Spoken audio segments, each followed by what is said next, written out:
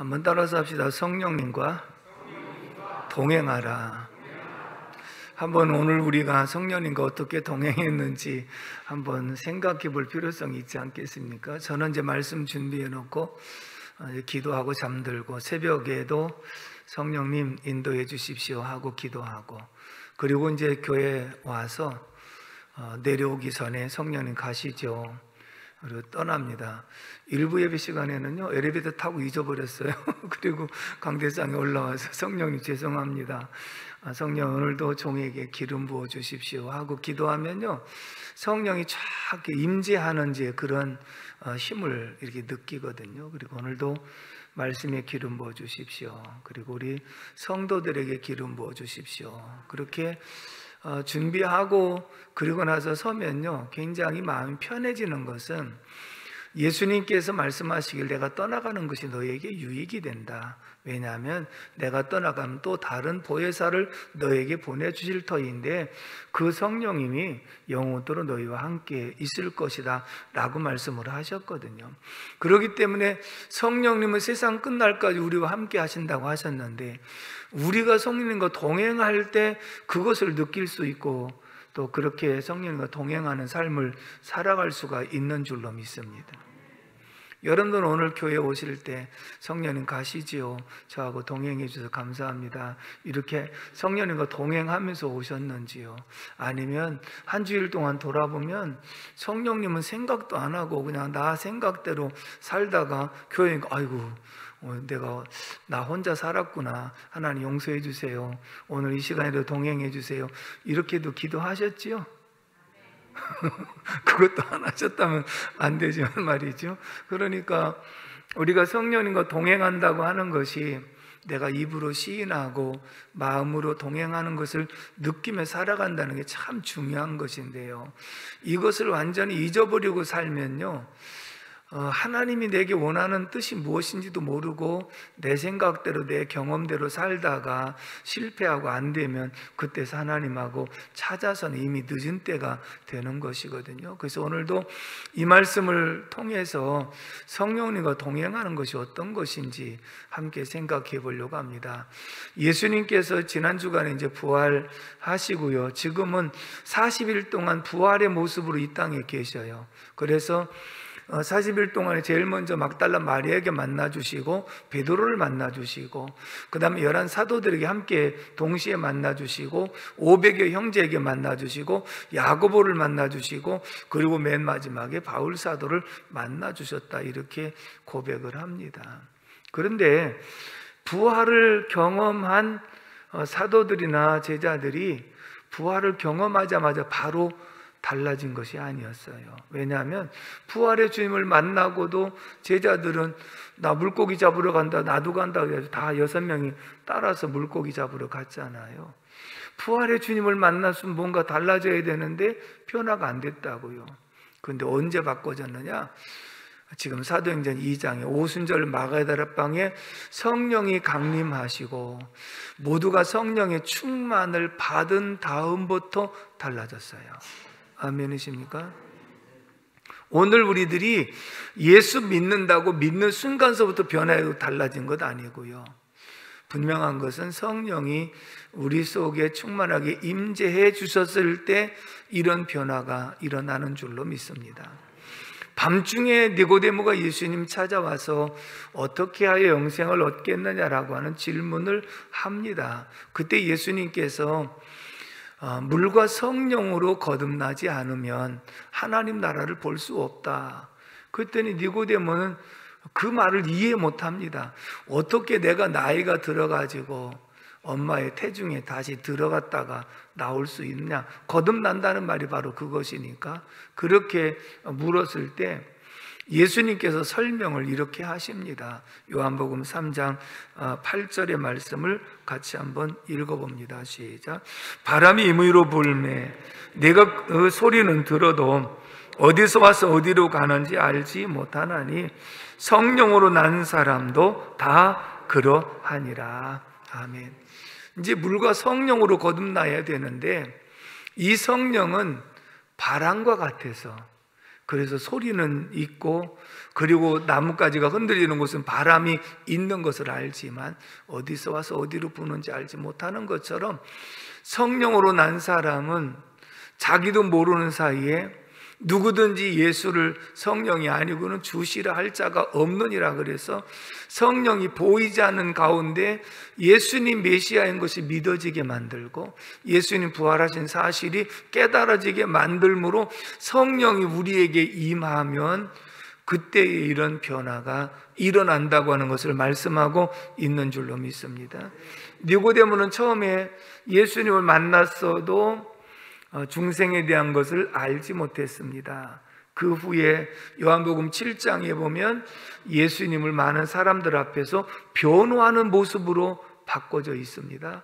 그 요한복음 20장에는 예수님 시신을 장례 지낼 때에 아리마다야 사람 요셉과 함께 니고데모가 동참을 해서 예수님 장례를 지내는 숨은 제자의 모습으로 바꿔져 있습니다. 다른 제자들은 그렇게 3년 반 동안 따라다니면서 다 도망갔는데, 니고데모는 처음에 만날 때는 밤중에 온 것은 다른 사람의 눈을 피해 갖고 왔습니다마는, 이때는 담대하게 드러내는 제자의 모습으로 바꿔진 모습을 보면 언제 그렇게 누가 바꿔나는지 모르지만 그 속에 성령이 역사하셔서 변화를 시켜 주신 줄로 믿습니다.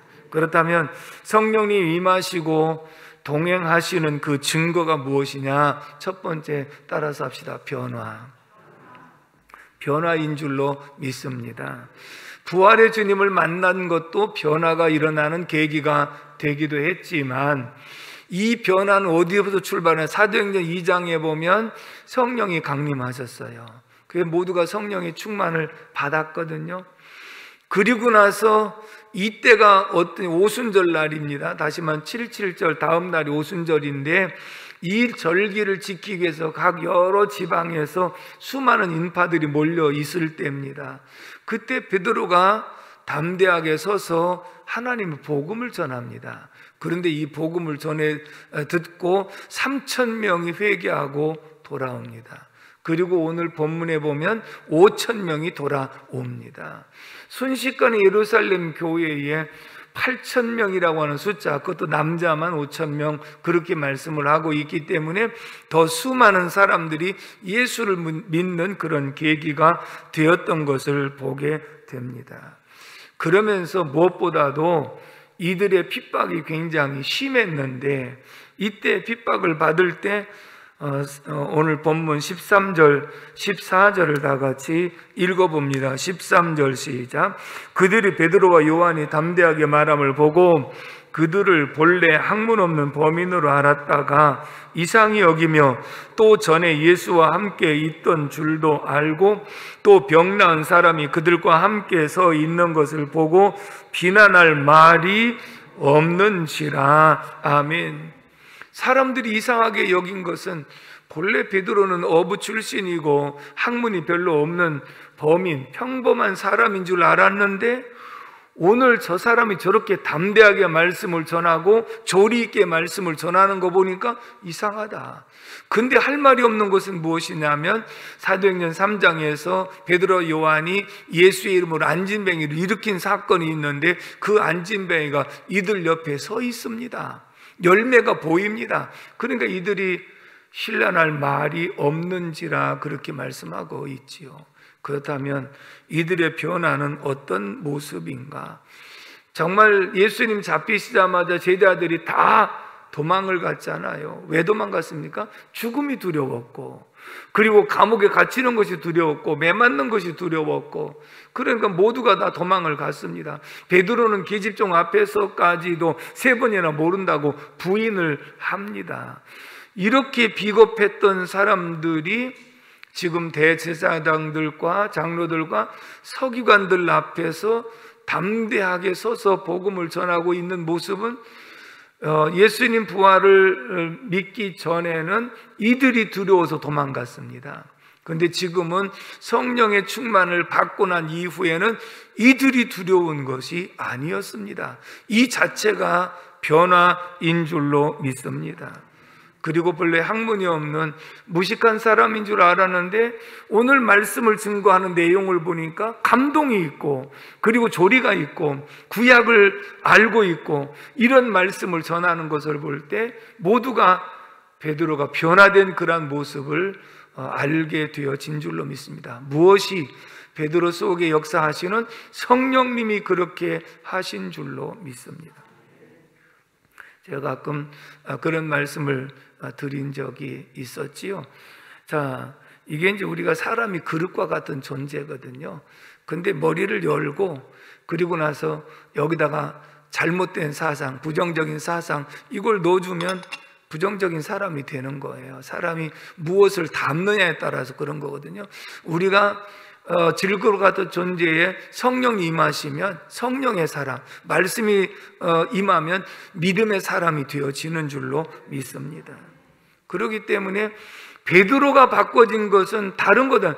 베드로는 키도 똑같고 몸매도 똑같고 똑같은 사람인데 내가 성령을 의지하고 살지 못한 내 모습에 성령을 받고 성령을 의지하고 살아갈 때 성령의 사람이기 때문에 이렇게 변화된 줄로 믿습니다. 오늘 우리 한국교회의 변화를 보면 1907년 평양에서부터 대부흥운동이 일어난 것을 알 수 있습니다. 그런데 이 부흥운동은 다른 운동이 아니라 새벽기도 운동이었습니다.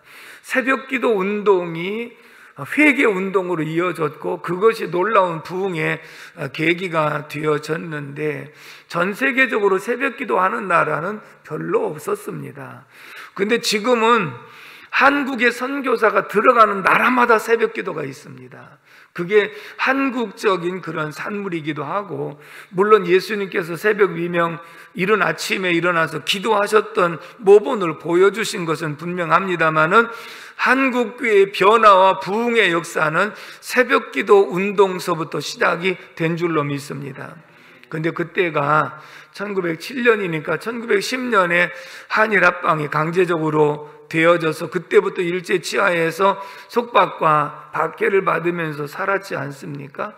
이런 상황 속에서도 한국교회의 열정이 뜨거웠고 그리고 놀라운 부흥의 역사가 일어났고 기독교인 중심으로 만세운동이 일어났고 그러면서 결국은 하나님께서 이 나라를 해방시켜 주신 줄로 믿습니다.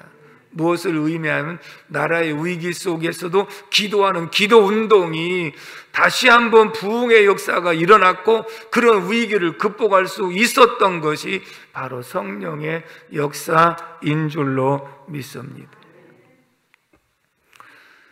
해방된 지 얼마 되지 않아서 6.25 전쟁을 겪으면서 수많은 사람들이 죽고 전쟁의 폐허로 말할 수 없는 고난과 보릿고개와 고통을 겪으면서 살았습니다.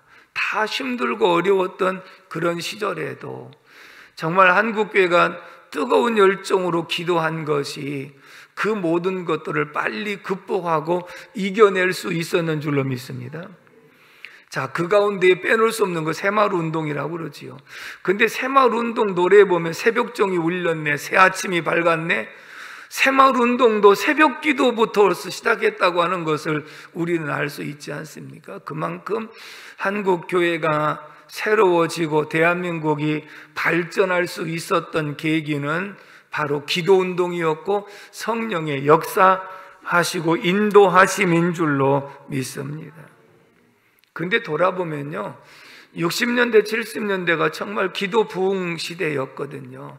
자, 매일마다 새벽 기도하지요. 그 당시에는 또 철야 기도가 유명했습니다.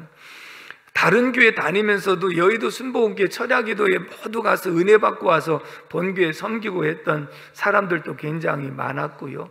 그 다음에 또 산상 기도가 유명해서 여름철 되면 하늘산 기도원, 오살 기도원, 기도원마다 가서 여름 수련회를 다 기도원으로 다녔던 모습을 보게 되지 않습니까? 그러면서 기도원 골짝골짝마다 기도하는 사람들이 굉장히 많았습니다.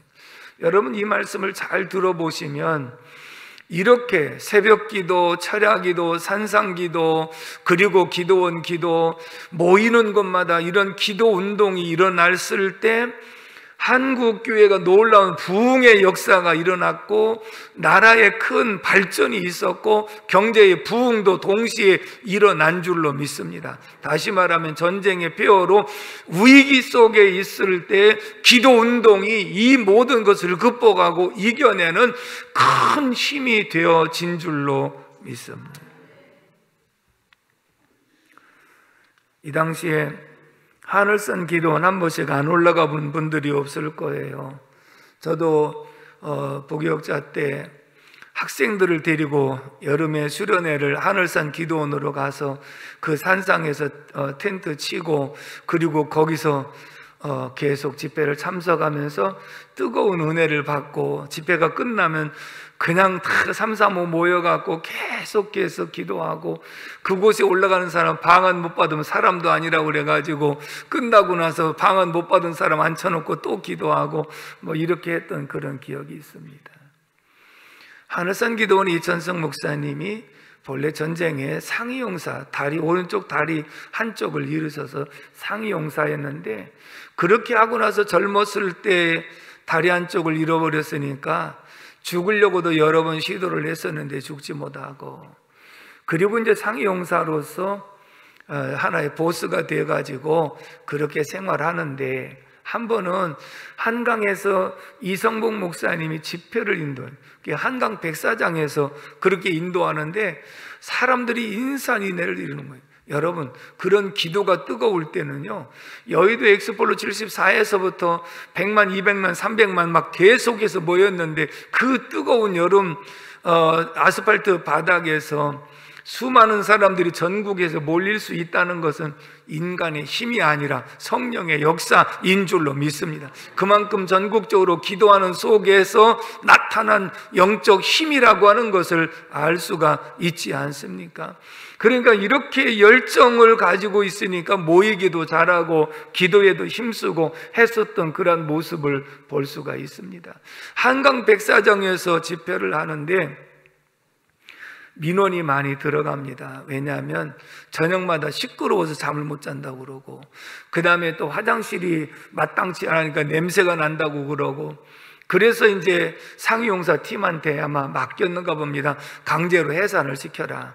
그래서 이제 강제로 해산시키기 위해서 상위용사들이 쫙 이제 요소에서 들어가서 그 두목인 이천석 당시 이제 그 양반이 신호를 내리면 동시에 몽둥이를 두드려 패갖고 무조건 다 해산을 시키려고 갔는데 도대체 어떤 사람이 와서 무슨 말을 하는데 저렇게 사람들이 울고 웃고 그럴까?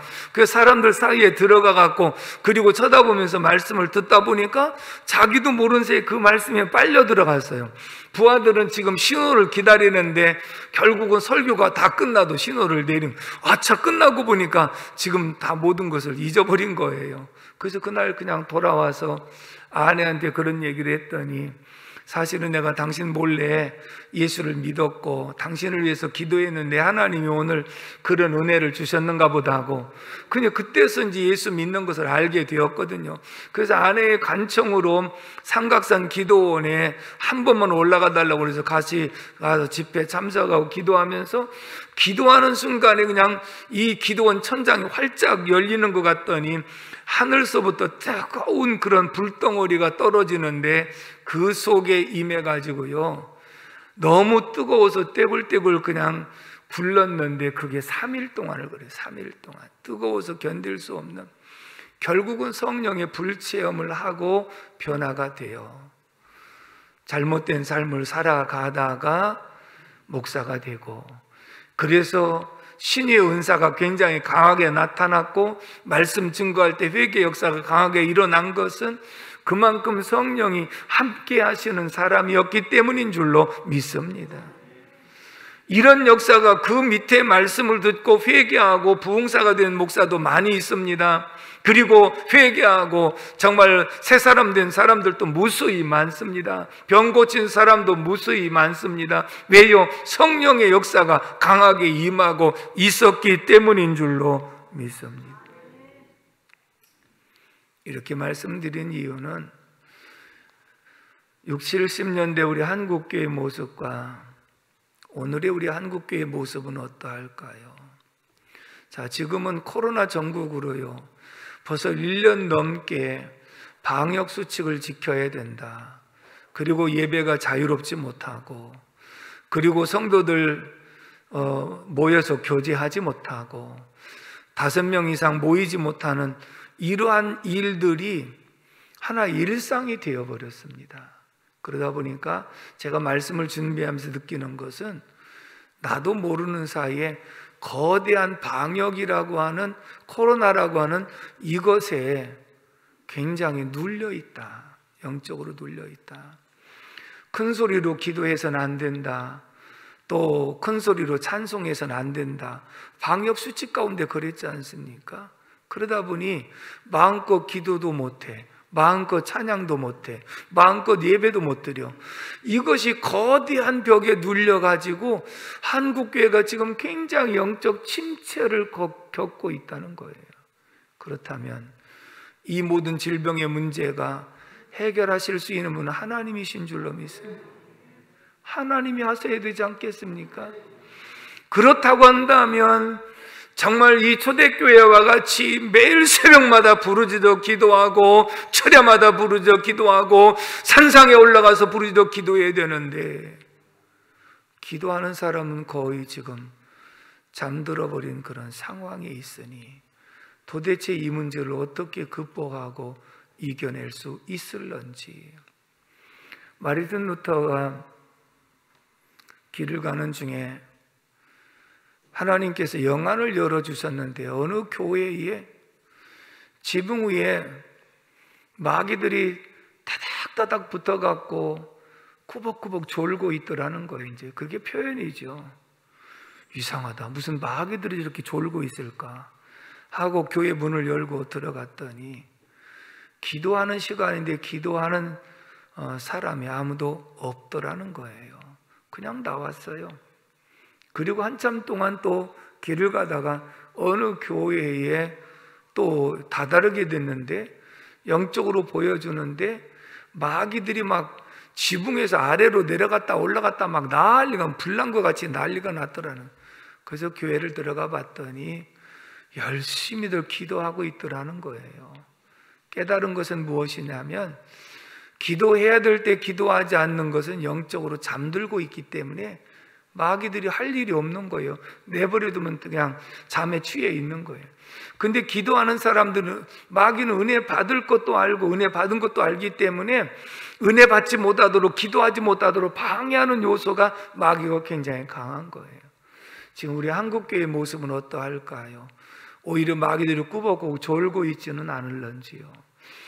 우리 교회는 그래도 그동안에 예배가 중단이 없었고 새벽기도, 철야기도 중단이 없어서 그런 영적 감각이 그렇게까지 떨어지진 않았지만, 그래도 돌아보면 보이지 않는 그런 위축이 있고 보이지 않는 것이 있어가지고, 정말 우리가 이런 상태에서 머물러 있어서는 안 되겠다. 성령의 역사를 경험하고 성령의 은혜를 체험하는 이러한 계기가 다시 일어나야 될 줄로 믿습니다. 가끔 후배들이 저한테 질문한 적이 있었어요. 목사님, 교회 부흥의 비결이 혹시 무엇인가요? 그러죠. 부흥의 비결은 하나님이 하신 것인데, 하나 있다고 한다면 나는 철야기도라고 말할 수 있을 것 같다. 왜냐하면 처음부터 철야기도 할 때 우리 보통 새벽 2시, 3시, 어떤 때는 막 4시까지도 그렇게 기도하고, 2층에서 있을 때 주변 사람들이 시끄럽다고 신고하면 경찰도 찾아오고, 그러니까 여름에도 창문 있는 쪽을 그냥 몇 겹으로 해갖고 막아서 놓고, 그 더운 찜통에서도 정말 눈물 땀물 다 흘리면서 기도하고, 그 겨울의 추운 속에서도 열심히 기도하다 보면 막 그냥 열기가 가득해가고 습기가 가득 찼던 이러한 모습들, 그 철야기들을 통해서 은혜 받았고, 철야기들을 통해서 변화가 되었고, 철야기들을 통해서 일꾼이 되어진 줄로 믿습니다. 다시 말하면 기도 속에 성령이 역사해 주셨지, 그런 기도 속에서 성령이 역사해 주셨지, 이런 모습이 오늘로 많이 위축된 모습을 볼 때 제 자신이 하나님 앞에 너무 송구스럽고 참 안타깝다는 그런 생각을 하게 됐습니다. 사랑하는 성도 여러분, 우리의 변화는 성령의 역사로 가능한 줄로 믿습니다. 이 힘들고 어려운 이것을 극복하는 비결은 기도밖에 없습니다. 그러므로 더 열심히 기도할 수 있는 저와 여러분들이 되기를 주님의 이름으로 축복합니다. 두 번째, 성령님과 동행하는 비결은 무엇인가? 따라서 합시다. 지속적인 기도가 필요하다. 아멘이십니까? 오늘 제자들이 말씀을 전할 때요, 대제사장들과 장로들과 서기관들이 이들을 붙잡아 갖고 감옥에 가뒀습니다. 그리고 어떻게 하려고 보니 벌써 많은 사람들이 예수를 믿게 되었고, 그래서 밀란이 일어날 것을 두려워해 가지고 이들을 그대로 가둬둘 수도 없고 어떻게 처리할 수도 없는 그런 상황이었기 때문에 의논한 것이 무엇이냐면, 이들을 위협하고 이들에게 분명히 경고해서 앞으로는 예수의 이름으로 무엇이라도 말하지 말고 예수의 이름으로 가르치지도 말도록 이렇게 분명한 경고의 메시지를 전했습니다. 17절로 18절을 한번 읽어보겠습니다. 17절 시작.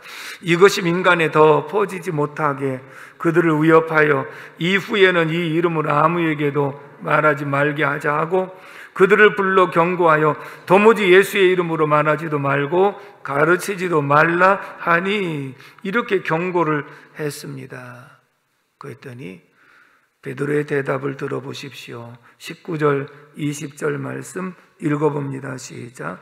베드로와 요한이 대답하여 이르되 하나님 앞에서 너의 말을 듣는 것이 하나님의 말씀을 듣는 것보다 옳은가 판단하라. 우리는 보고 들은 것을 말하지 아니할 수 없다 하니. 아멘. 아무리 위협하고 경고를 해도 우리가 보고 들은 것을 전하지 않고는 견딜 수 없다라고 하면서 오히려 담대하게 복음을 전합니다. 내가 성령의 은혜를 받았다고 모든 것이 형통한 것이 아니라 이렇게 핍박이 오고 박해가 올 때도 있습니다. 우리로 하여금 힘들고 어렵게 만들 때가 있습니다. 오늘 우리의 이 코로나 전국은 우리의 힘으로 대적하고 막고 이것을 피할 수 있는 상황이 아닌 것처럼 이렇게 엄습해 올 때가 있는데, 이런 상황 속에서 담대하게 복음을 전하면서 또다시 이렇게 기도했습니다. 29절로 30절을 읽습니다. 29절 시작. 주여 이제도 그들의 위협함을 굽어보시옵고 또 종들로 하여금 담대히 하나님의 말씀을 전하게 하여 주시오며 손을 내밀어 병을 낫게 하시옵고 표적과 기사가 거룩한 종 예수의 이름으로 이루어지게 하옵소서. 아멘. 하나님, 다시금 우리가 담대하게 말씀을 전할 수 있도록 도와주시고 또 예수의 이름으로 병자도 낫게 하시며 표적도 저희들에게 보여지게 하여 주시옵소서 하고 지속적으로 기도한 거예요.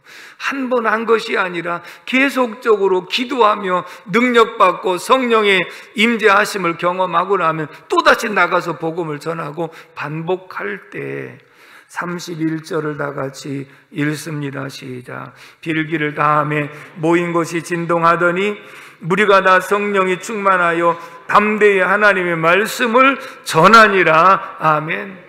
지속적인 기도가 필요한 이유는 힘들고 어렵고 박해가 임하면 우리가 그것 때문에 또 기도하고 그리고 성령이 힘주시면 또 나가서 담대하게 복음을 전하고 이것이 반복된 신앙생활의 모습인 줄로 믿습니다.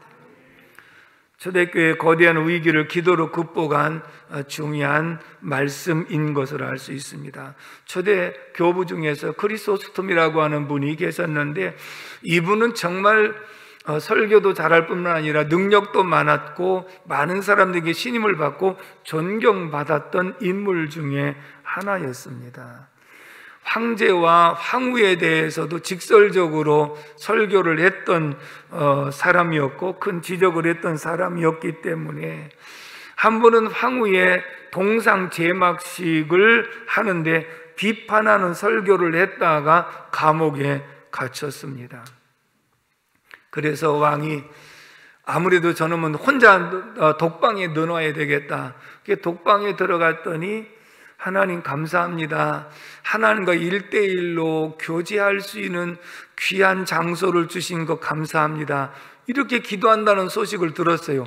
독방에 놨더니 오히려 더 감사하고 있다고 하는 얘기를 듣고, 그렇다면 흉악범들이 있는 곳에 옮겨놔라.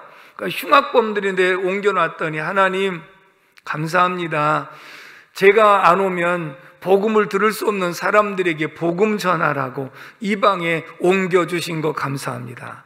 또 그 소식이 들리니까 또 너무 화가 나가지고, 그렇다면 안 되겠다, 저놈을 사형을 시켜라. 그래서 사형을 시키라고 했더니 또다시 감사합니다. 하나님,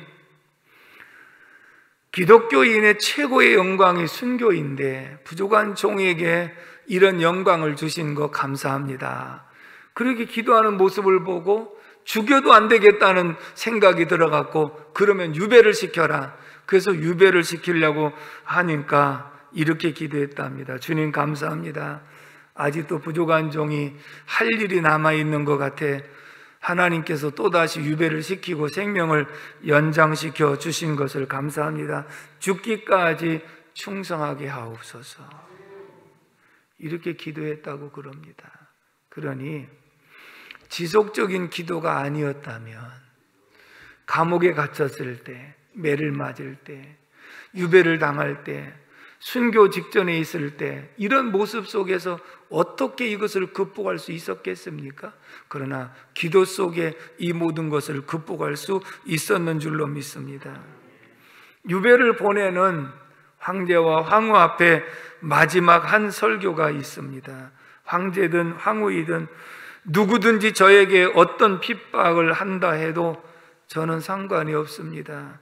그들이 저를 쫓아내면 저는 엘리야와 같이 될 것이며, 구덩이에 던지면 예레미야와 같이 될 것이며, 바다에 빠지면 요나와 같이 될 것이며, 돌로 치면 스데반과 같이 될 것이며, 목베임을 당하면 세례 요한같이 될 것이며, 매로 때리면 사도 바울과 같이 될 것입니다. 얼마나 멋있습니까? 죽음 앞에 조금도 두려워하지 않고, 매를 때리면, 그리고 목을 베면, 그리고 구덩이에 던지면 나는 이러이러한 사람들과 같은 영광을 차지할 수 있습니다. 사랑하는 성도 여러분, 우리가 코로나 이전의 일상으로 돌아가길 원하시지요? 우리가 처음 은혜 받고 열심히 했던 그 모습으로 돌아가길 원하시지요? 우리의 삶이 정말 하나님을 기쁘시게 하는 그러한 모습으로 돌아가길 원하시지요? 그렇다면 우리가 이 상태에서 머물러 있어서는 안 됩니다. 힘들고 어려워도, 아무리 진루는 여러 가지 일들이 있다 한다 할지라도 한 사람이라도 기도를 시작해야 됩니다. 두 사람이라도 기도를 시작해야 되는 줄로 믿습니다. 어떤 상황 속에서 다시 일어나 기도함으로써 기도의 열정이 회복이 되어져서 하나님을 영화롭게 하고 성령과 동행하며 환난과 핍박을 이겨낼 수 있는 저와 여러분들이 되기를 주님의 이름으로 축복합니다. 기도하겠습니다. 고마우신 아버지 하나님, 은혜와 사랑을 진심으로 감사를 드립니다. 성령이 강림하셔서 제자들을 변화시켜 주셨고, 담대함을 허락해 주셨고, 환난과 핍박과 박해 속에서도 극복할 수 있었던 힘은 성령의 역사인 줄로 믿습니다. 우리도 이 모든 것을 경험하고 살았습니다. 일상으로 돌아가게 하여 주시옵시고, 코로나 전국을 극복하고 이겨내게 도와 주시옵시며, 침체된 한국교회를 깨울 수 있는 우리 교회가 되게 하여 주옵시고, 침체된 교회를 깨울 수 있는 우리가 될 수 있도록 도와주시기를 원합니다. 성령님과 동행하는 자가 되게 하여 주옵소서. 오늘도 동행하는, 이 시간부터 동행하는 자가 되게 하여 주시옵시고, 이 모든 것을 극복하고 이겨낼 수 있도록 도와주시옵소서. 간절히 바라옵고 예수님의 이름으로 기도 올려옵나이다. 아멘.